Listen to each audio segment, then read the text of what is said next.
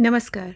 इस वीडियो में हम भगवती के मूल मंत्र नवार्ण मंत्र के बारे में बात करेंगे कि नवार्ण मंत्र को जप करने से, उसका अनुष्ठान पुरुषचरण करने से आपको उसका क्या फल मिलता है, और न केवल मंत्र का बल्कि अगर आप उसका न्यास करते हैं, क्योंकि नवार्ण मंत्र के पुरुषचरण के लिए एकादश मतलब 11 प्रकार के न्यासों को बहुत ज़रूरी बताया गया है। तो अगर आप वो न्यास भी करते हैं तो उनका क्या फल मिलता है। हर न्यास का अपना एक फल है और हम इस वीडियो में सिर्फ इनको देखेंगे कि न्यास का क्या फल मिलता है और मंत्र का क्या फल मिलता है। मेरुतंत्र में कहा गया है कि ऐं ह्रीं क्लीं चामुंडाई विच्चे, यह नवार्ण मंत्र मंत्र शक्ति मंत्रों में सर्वश्रेष्ठ है।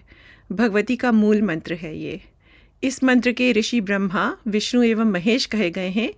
3 छंद कहे गए हैं, गायत्री, उश्रिक और अनुष्ठुप। माँ महाकाली, माँ महालक्ष्मी और माँ महासरस्वती इस मंत्र की देवियाँ कही गई हैं। भगवती नंदा, भगवती शाकंभरी और माँ भीमा, ये 3 शक्तियाँ कही गई हैं। माँ दुर्गा, माँ भ्रामरी और माँ रक्तदंतिका, इनके 3 बीज हैं। और अग्नि, वायु एवं भग, ये 3 तत्व हैं। और ये सब चीज़ें आपको बहुत ज़रूरी होती है जानना जब आप न्यास करते हैं। न्यास आपको बहुत बचाता है। न्यास एक तरह का कवच होता है। न्यास में हम मंत्र को, देवताओं को, ऋषियों को अलग अलग जगह पे स्थापित करते हैं।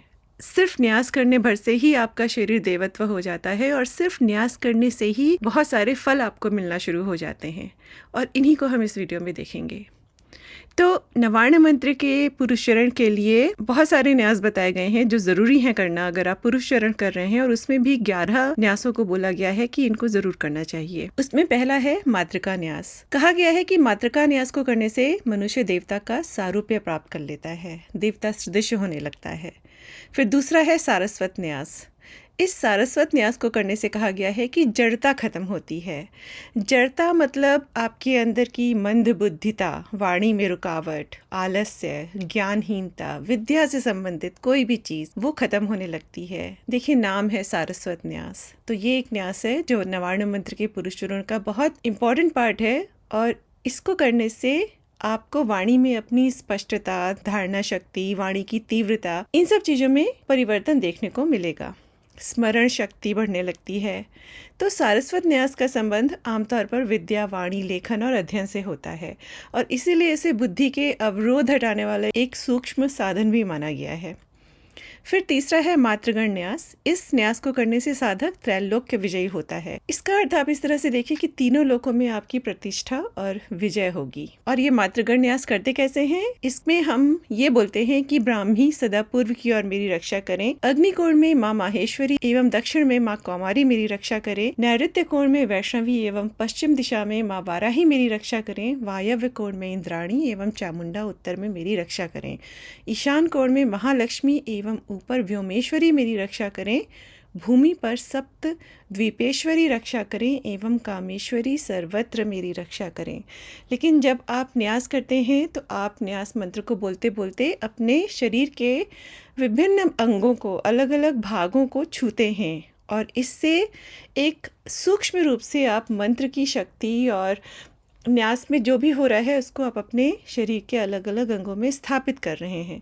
इसीलिए कहा गया है कि न्यास करने भर से ही मनुष्य जो है वो देवता स्वरूप बनने लग जाता है। फिर हमारा आता है नंदजादी न्यास। कहते हैं इस चौथे न्यास को करता हुआ मनुष्य जरा माने बुढ़ापा और मृत्यु वगैरह को नष्ट कर देता है। मतलब आप निरोग रहेंगे, मृत्यु देर से आएगी, ये सब बाधाओं को ये वाला न्यास नष्ट कर देता है। फिर ब्रह्माख्या न्यास। इस न्यास को करने पे मनुष्य समस्त कामनाओं को प्राप्त कर लेता है, यानी आपकी सारी इच्छाएं पूरी होनी शुरू हो जाएंगी। फिर महालक्ष्म्यादि न्यास, ये छठा न्यास है, और कहते हैं इसको करने से मनुष्य को सद्गति मिलती है, संपन्नता, पवित्रता, शुभता, इन सब की प्राप्ति होती है। फिर आता है मंत्र वर्ण न्यास। ये 7वां न्यास है, और इसको करने से रोगों का नाश होता है, और सिर्फ बाहरी रोगों का ही नहीं, आंतरिक विकारों का भी नाश होता है। शरीर के रोग, आंतरिक विकार, ये सब धीरे धीरे खत्म होने लगते हैं। 7वें न्यास में क्या करते हैं कि मूल मंत्र के प्रत्येक अक्षर को उसके आदि में ओम और अंत में नमः लगाकर शरीर के अलग अलग स्थानों पर न्यस्त किया जाता है, मतलब स्थापित किया जाता है। फिर आता है हमारा देवी न्यास। देवी न्यास को करने से सभी दुखों का नाश होता है। कहते हैं साधक को मानसिक, शारीरिक और आध्यात्मिक शांति मिलने लगती है। फिर आता है मंत्र व्यापक न्यास। मूल मंत्र द्वारा किए गए इस नवम न्यास से देवता की प्राप्ति होती है। यह नवा न्यास जो है ये आप मूल मंत्र से करते हैं और कहा गया है कि इसके बाद इसको करते करते साधक को देवता से सीधा साक्षात्कार होने लगता है। बहुत बहुत शक्तिशाली न्यास हैं ये सारे। इस न्यास में क्या करते हैं, मस्तक से पाद पर्यंत, पाद से मस्तक पर्यंत आगे के संपूर्ण शरीर का, शरीर के संपूर्ण दाहिने भाग का, शरीर के पृष्ठ भाग का एवं वाम भाग का, मतलब सामने से, पीछे से, राइट, लेफ्ट, हर जगह आप संपूर्ण नवार्ण मंत्र का उच्चारण करते हुए स्पर्श कर रहे हैं। तो आप देखेंगे ये सब न्यास बहुत सरल होते हैं, बहुत आसान होते हैं, लेकिन यहाँ पे जो हो रहा है सूक्ष्म रूप से भाव के साथ हो रहा है।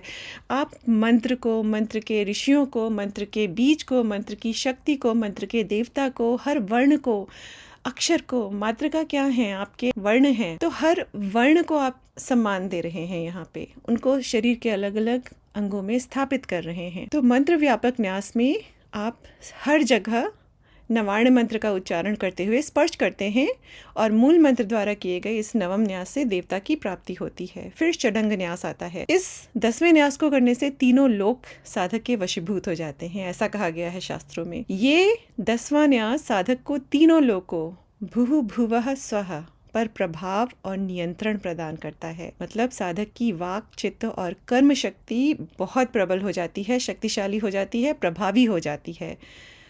इस न्यास में मूल मंत्र को जाति युक्त करके हृदय, सिर, शिखा, कवच, नेत्र एवं अस्त्र में न्यस्त किया जाता है और इस नवम न्यास को करके आप सबको बस पूरे तीनों लोगों को अपने वशीभूत कर लेंगे। फिर एकादश न्यास में आप श्लोकों से अपने शरीर को न्यस्त करते हैं।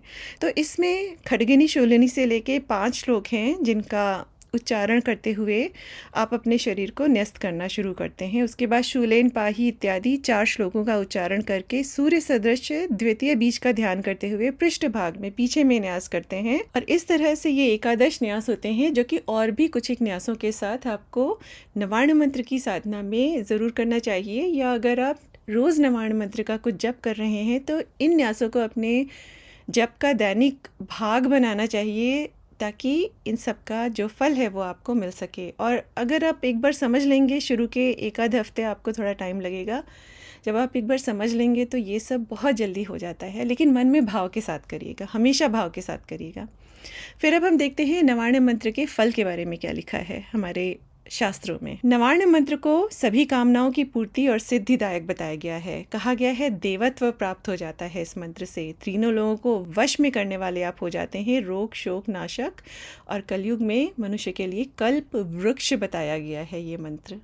अगर आप इस मंत्र से ट्यून इन हो जाते हैं, अगर इस आप मंत्र की एनर्जीज के साथ अपने आप को एडजस्ट कर लेते हैं, तो फिर ये मंत्र आपके लिए सब कुछ देगा, क्योंकि भगवती का मूल मंत्र यही है।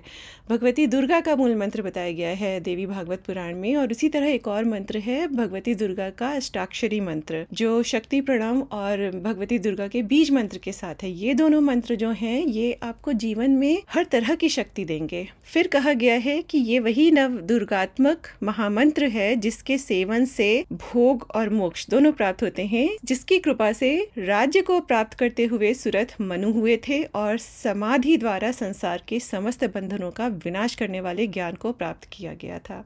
अगर आपको दुर्गा सप्तशती की कहानी याद हो, सारे उसके जो अध्याय हैं, उसका जो सार है, उसमें राजा सुरथ, वैश्य समाधि, उनके लिए कहा गया है कि इसी मंत्र का जप करते करते उन्होंने जो चाहा था उसको पा लिया था। मंत्र महोदधि में लिखा है कि यह त्रैलोक्य डामर मंत्र नव अक्षर का है जिसके विज्ञान मात्र से मनुष्य परम ऐश्वर्यवान हो जाता है।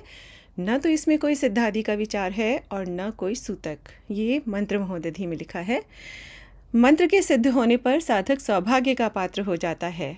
नवार्ण मंत्र नव बीजों से विशुद्ध तीनों लोगों को पवित्र करने वाला मंत्र है। विनियोग, ध्यान, न्यास और आवरण पूजा करके जो साधक इसका जप करता है, पहले आपको पुरुष चरण करना पड़ेगा, और ये सब बहुत आवश्यक अंग होते हैं पुरुष चरण के, तभी मंत्र आपके लिए एक्टिवेट होगा।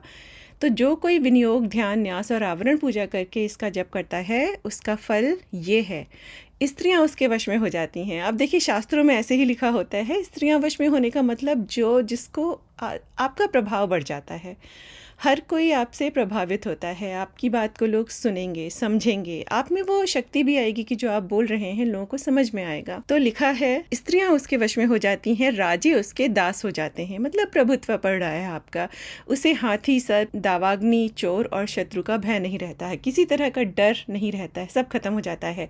चंडिका की आज्ञा से सभी समृद्धियां उसे प्राप्त होती हैं, दारुण रोग, कष्ट सब दूर हो जाते हैं। यह सत्य है, सत्य है, इसमें कोई संशय नहीं है। ये मैंने आपको बिल्कुल मंत्र महोदधि से जो लिखा था बता दिया। फिर लिखा है कि इस विधि से, मतलब अगर आप पूरा विधान के साथ भगवती का पूजन करते हैं, माँ चंडिका का पूजन करते हैं, तो उससे संतुष्ट माँ महालक्ष्मी क्या देती हैं। अब देखिए, नवार्ण मंत्र में माँ महाकाली, माँ महालक्ष्मी, माँ महासरस्वती तीनों हैं। ऋषि ही ब्रह्मा विष्णु महेश हैं। तो आप सोचिए क्या है शक्ति यहाँ पे।